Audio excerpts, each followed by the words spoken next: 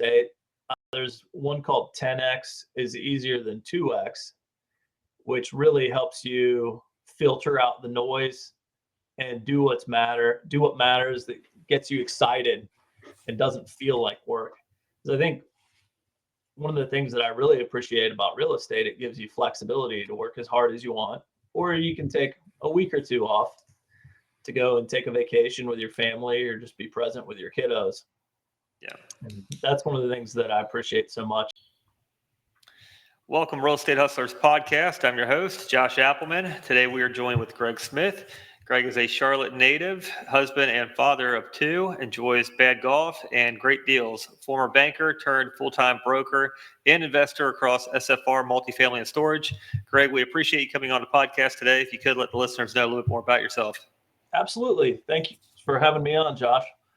Yeah, I'm a Charlotte native. I've kind of bounced up and down the East Coast, currently living in Lake Wiley, really happy. Got a soon-to-be 7-year-old son and a little 3.5-year-old girl that's a pistol, keeping my wife and I very busy. Just having a lot of fun. Yeah, it's the best of both worlds, boy and a girl. So that keep each other busy too.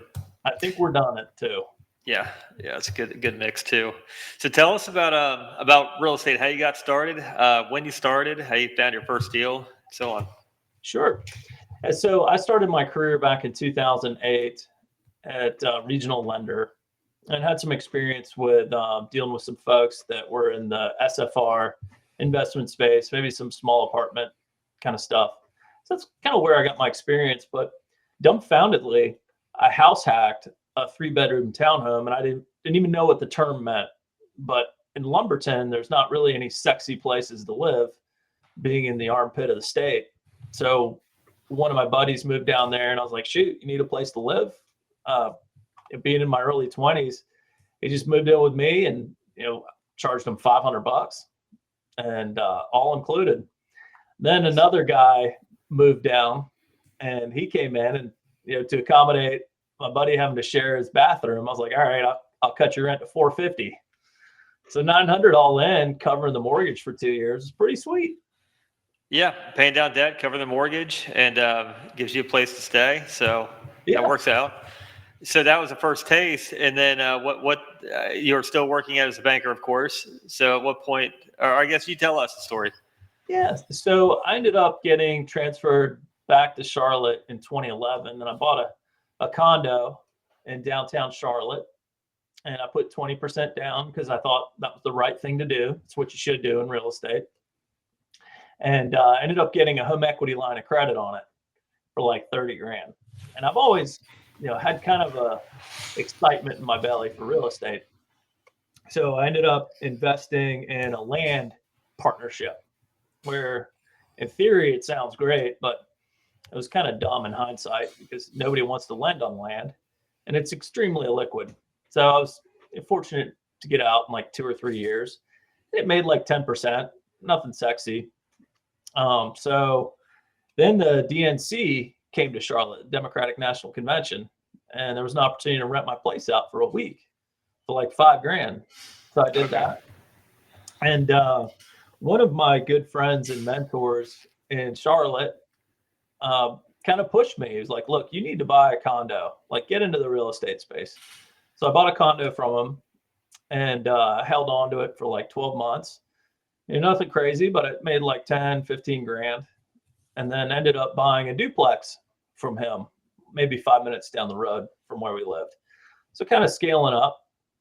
And I had a lender at that time who was willing to go 85% on the purchase price and then 85% on the renovations. So I think all in, I had maybe 30 grand in it, and it appreciated probably 200 to 200 grand. So that was kind of a sweet hit. And then got into the fourplex space and opened up a partnership with my brother and sister. And I sat down, I was like, look, Charlotte's blowing up. We need to get in front of this light rail line going north-south. We need to get in front of the trolley line going east-west. So we picked up a single family, and we got a duplex right off the lines. And then we ended up doing a cash out refi when rates were still pretty sweet, and bought another duplex. So that's kind of how I learned about partnerships. And then, let's see, my wife came home in like 2016 and told me, hey, I want to open up a daycare with my sister. And I was kind of like, I was shrugging it off, like, this isn't really going to happen. But I told her, I was like, why don't you send out some letters to these single shingle places around where we live? And not really expecting her to do it. She did. And the hit rate was fantastic, which should have been a red flag. This is a horrible business to go into. But in all seriousness, I think it could be a really good business if you can scale it up to like 200 or 300 kids. But this was not that. It was an 80-year-old house with a double wide next door. And we had no idea what we were walking into with the HR nightmares, the regulatory headaches, dealing with parents and their most precious assets being their children. Yeah. And at that point, my wife and I were still working full-time W-2. And our sister-in-law was kind of running the show, and she was great with kids, but just wasn't able to deal with all the headaches. I remember our 3-month-old son being in the room and his carrier, and we're firing people. They're making like 13 or 14 bucks an hour. It was just incredibly stressful. Yeah, that's the operating world of dealing with other humans' personalities and managing those personalities and managing the business. That's more real estate on the back end. I know you do self-storage, RV, but multifamily, something that's got a lot less movement on the operations end. But as long as property does what it should do, then the operations are pretty good. Yeah, and we've got some experience in like flipping too. I partnered up with a buddy that used to work for Ryan Homes. And so he's built like a couple hundred homes for them. And, at that point though, he didn't realize that you could borrow money to go and flip homes. He was just doing it all out of cash. So I was like, look, let me introduce you to some of my lending partners in my W-2 world. And we were able to get him set up.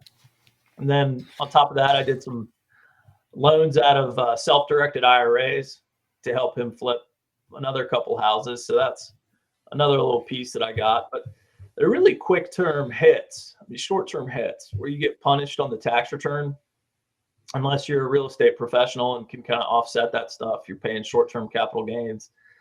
I think the real wealth is built in long-term ownership and value add. Yeah, well, it's a part of it, just collecting the assets and then using the depreciation and then 1031ing out of them to get larger and larger properties for sure, defer your taxes, and then take loans on them and keep growing that way instead of profiting out and flipping, getting into transactional income for sure. I know you had mentioned creative finance too, getting into some of your deals. So touch on that a little bit. Sure, absolutely. Yeah, when I first got into the self-storage space, I really didn't know anything about the asset class. So I reached out to my broker. I told him, hey, do you have any self-storages on the shelf? He's like, yeah, I've got one that's kind of around your price point that you want to spend. And then I've got this other one down in Lake Wiley where we now live, and it was probably twice what I wanted to spend. And I never would have been able to get conventionally approved for that one. But the sellers were really willing to offer a sweetheart deal with 20% down. And then I think it was a 4, 5, 6, 7% interest only schedule for the first 4 years. So it was really a value add play. They weren't even taking credit cards. They hadn't increased their rent in probably 10 or 15 years. And then it was run very old school, not like a real business. And I'd learned a lot of lessons from the daycare. And what I'm not good at, I don't like HR. I don't like regulations. And it's an incredibly simple business. We've got about 300 doors and 100 different boat and RV spaces between the two different locations. But just getting into the creative financing side, I was able to go in and probably boost the revenues 50 or 75% before going back out to my conventional bank, who's on the smaller regional side, saying, look, Bryce, here's my numbers. This is kind of where we are. At that point, it was still a bullish lending environment. So he gave us kind of a sweetheart deal. And I'm very risk on. So I'm a huge believer in home equity lines of credit and having those available for powder on your down payments. And then you do the value add, and then you do cash out refi. And that's all for people that have W-2s on the side. Banks don't like lending to folks that don't have a W-2 for whatever reason. I've kind of been in that seat and seen it. So I'm very fortunate from the standpoint that my wife has a full-time job that the banks can kind of lean on when underwriting.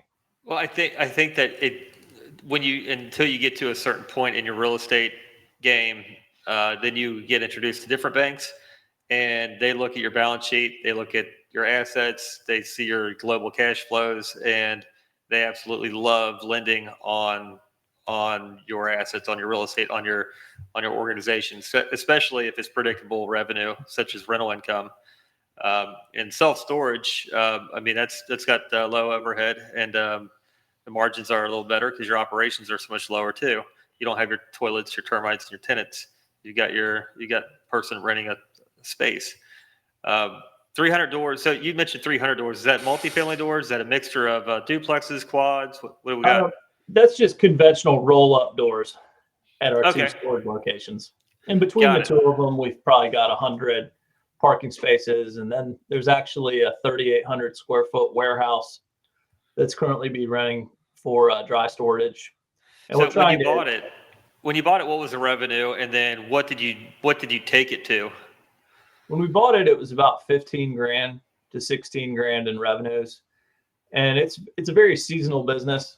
So it gets very quiet in October, November, December, and January. And then it kind of wakes up in the springtime, and you get a lot more move-ins and then move-outs. And that's kind of how the business is measured, your move-in to move-out ratio. And then the street rates are a big deal, to where how can you lure in new tenants? Because the reality is, there's a dirty little secret to self-storage, is they're going to be really nice to you in the first 2 or 3 months, but it really banks on laziness. So some of the larger REITs that you've probably heard of, I don't want to throw anyone under the bus, but they will be extremely savage. So they might double your rent literally after 60 days of moving in with a 30-day notice, once you've got it chock full of your junk. And they kind of count on that churn. So if you ever find a storage that's 100% occupied, it means they're not charging enough. Got it. They're constantly pushing the barrier to make sure that they're not leaving any money on the table. And then they find out what the breaking point is by someone moving out or just not paying. Right. And that's not how we want to run our business. The way we position ourselves in Lake Wylie, look, we're family owned and operated. I manage it myself. I live like 5 minutes away from the properties. So it's one of those things, periodically we've got to employ pricing increases, but we try to give you a 45-day notice, and it's not doubling or anything like that. It might be 15 to 20% hikes, maybe once a year, which is nominal on call the average unit $100, $150. But what's fascinating though, is when you're sharing the rent roll with a bank, you might have the same unit being rented at $120 for a new tenant. And then for someone that's been there 10 years, they're paying almost $300. Sure. Yeah. It just keeps creeping up. Yeah. So you bought it, it was doing around $15K a month, and then you put it up to what, 22, 23 a month, 25? It's probably 28, 29. Okay. I mean, some months are higher. You got certain people that are like, oh, well, I want to prepay a year just to lock my rate in because, the other storage place down the street ripped me off, that kind of deal. How do you underwrite storage when you're looking at it? Are you just comping up against other storage facilities in the area? So I actually have a spreadsheet that I borrowed from one of my employers that I was kind of using to underwrite, particularly for self-storage. So it gives you a gross revenue portion for like small units, medium units, large units. And then it's got other income for like boats and RVs and anything that's like selling boxes. And then you can sell insurance to people, and it kind of adds up to a sum. And then there's a discount applied to make the bank feel warm and fuzzy in the event that say the revenues drop 25%. And so that's your gross income. And then you've got property taxes are normally the highest expense. And if you've got payroll, that's normally 40 grand, 50 grand. But there's people out there that will advertise remote management. But at the end of the day, when you're looking at a facility, ideally the net profit should be 70% of the gross revenues if you're doing everything right, after taxes, insurance, repairs and maintenance. But we're not a climate controlled, sexy place where you've got elevators and that kind of thing. We're just a 90s era drive up. We don't have climate controlled, so there's condensation in there, but we really don't compete with the Morning Stars of the world. Is that who you're wanting? Where you're wanting to get the company to, or where are you wanting to take your company? So that's a really good question. I think at some point I want to buy another one. I would like to over the next 12 months if I could find the right deal. It's been an interesting market with cap rates, because when I got started, the capitalization rates on these were maybe like 4.5%, 5% for my kind of deal. Oh man, that's terrible. 30-year-old ones. And now it's more like 6.5%. Yeah, go with the interest where rate. Deals are actually closing at. So it's kind of a fine art. But then I think at the end of the day, I just want to continue 1031ing. But I've got young kids now, so it's kind of like, it's a lot of work. It's definitely not a passive asset class. I'd like to keep growing and get into some kind of industrial, hands-off, triple net kind of deal. Yeah, I think that the idea of anything being passive is a fairy tale. It's just it's Mickey Mouse, because anything worth doing is going to take effort and energy. No matter how big it goes, no matter how many people you have in front of you, you still have to manage it. And if you step away from the plate too far, then it's like anything else. It just starts to go on its own, and things just go where they would go. So economies of scale, I think, is where you find a level of freedom, but you still have to maintain and manage your assets day to day. Make sure that the team knows what they're doing. Make sure what the goals are, the quarterly, the yearly goals, targets, growth. So as far as truly passive, for an LP to find a good operator, yeah, there's passive in that, but an operator to be passive, I think that's a fairy tale. Right. And one of the things that's interesting about the asset class, I mean, it's outperformed multifamily, retail, office, any other asset class in the space. Self-storage. The management piece is really a lot of work, but I think the fun thing is I enjoy it. The reality is, if 75% of people are going to go with the first company that acknowledges them, first person to pick up the phone. Well, and now are you doing anything with AI? Have you learned about AI and what you could put? I mean, you could have a bot there just answering phones. I have not. Tell me about it. No, I mean, that's just conversational AI. It's available right now. So that answers the phone. It'll tell, as long as you have the right knowledge base put in, and it knows about your facility, it can answer questions and schedule appointments, and really take it from phone call to possible transaction. Or do you all have your websites where it's self-service? Yes, we allow online bookends. Okay. And what I've tried to do is take out or allow people to not deal with a human if they can. So we've invested a lot into search engine optimization on Google. You can point and click, at the unit size that you want on the website. And then you can go in, you can rent your boat and RV spaces. Normally we have to, engage a little bit with the key man office spots, and then managing the warehouse is a full-time job. Got it. That makes sense. So to get into those deals, you did creative finance. So you just had the owner agree to a note, agree to the terms, agree to the balloon. I'm sure that's in, what did you say, 5 years, I believe. And you're just making monthly payments to the previous owner for the equity down payment? Well, on the first one, I was able to get it conventionally refied with a bank.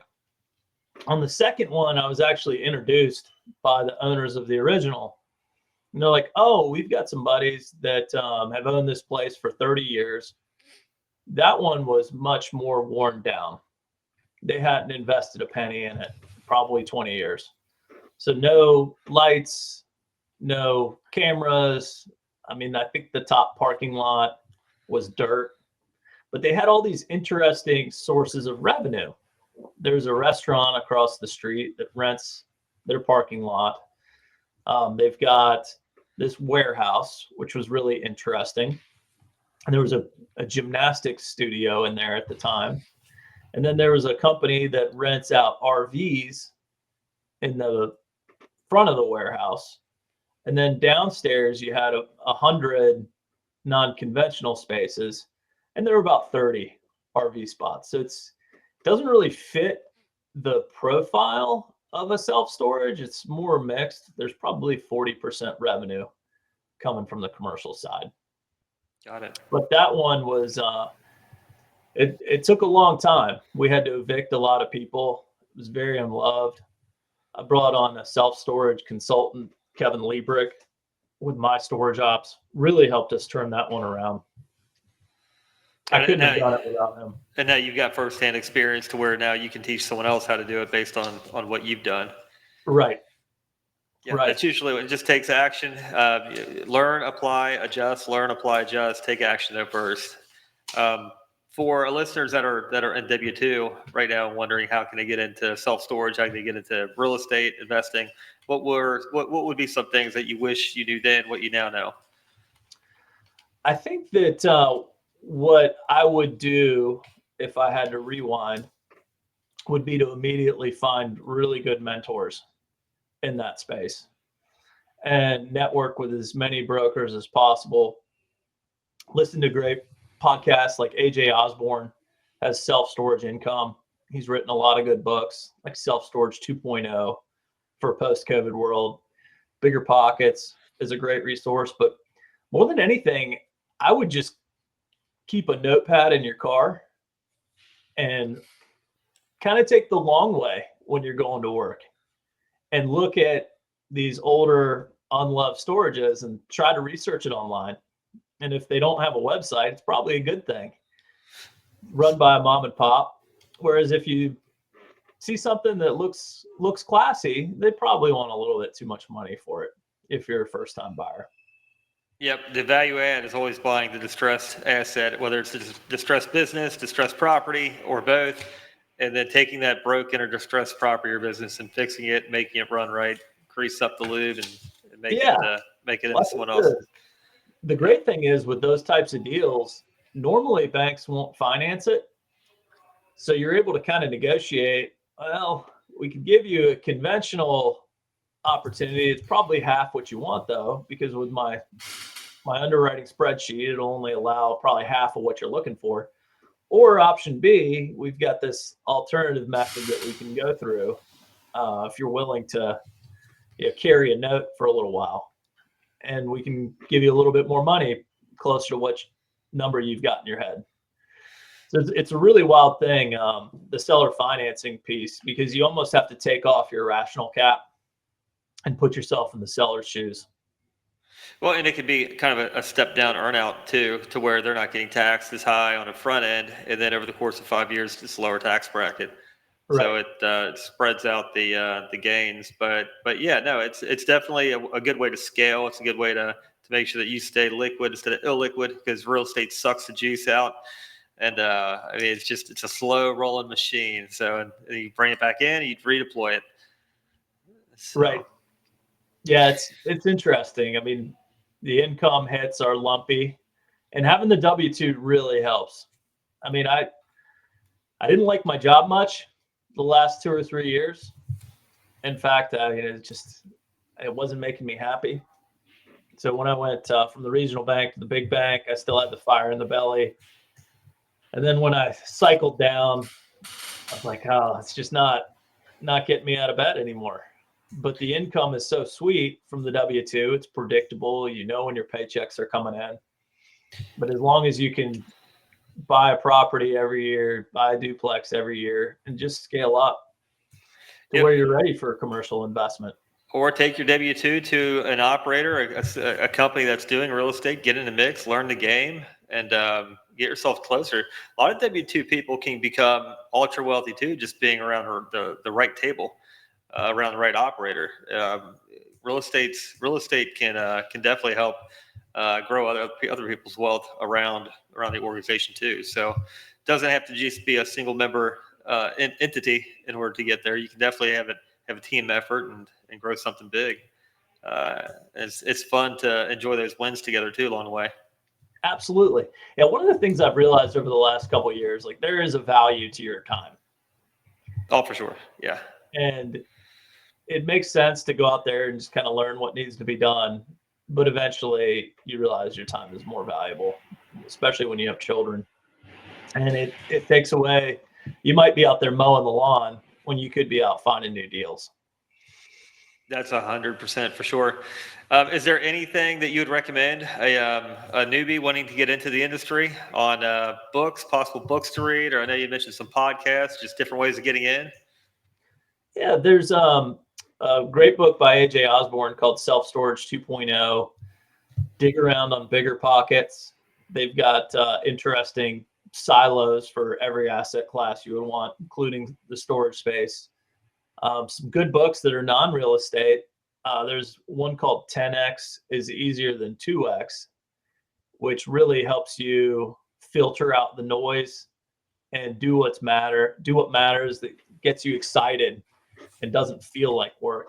Because I think one of the things that I really appreciate about real estate, it gives you flexibility to work as hard as you want, or you can take a week or two off to go and take a vacation with your family or just be present with your kiddos. Yeah. And that's one of the things that I appreciate so much. You know, my children are only young for so long. And in a previous life, I wouldn't be able to done some of the cool things. Awesome. Greg, we definitely appreciate your time. If somebody wants to reach out to you, learn more about yourself, your firm, possibly invest alongside of you, how can they get a hold of you? Absolutely. I'm on LinkedIn, very active there. So just reach out to me. Be glad to consult. Cool. Greg, we definitely appreciate your time. I look forward to following you. Thank you. Thanks, Josh. All right. Bye.